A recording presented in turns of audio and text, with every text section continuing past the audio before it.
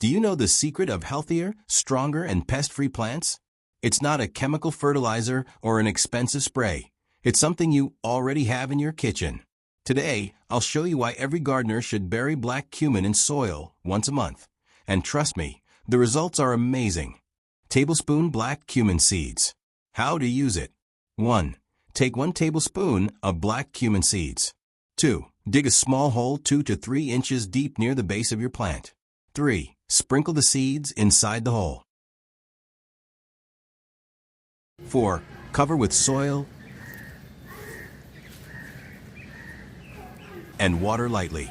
Black cumin seeds release natural oils that keep away harmful pests, worms, and soil insects. They have antifungal and antibacterial properties, protecting roots from infections. As they decompose, they enrich the soil with nutrients, boosting plant growth and immunity. For bigger gardens, you can mix black cumin seeds with compost and sprinkle them around the plants once every month.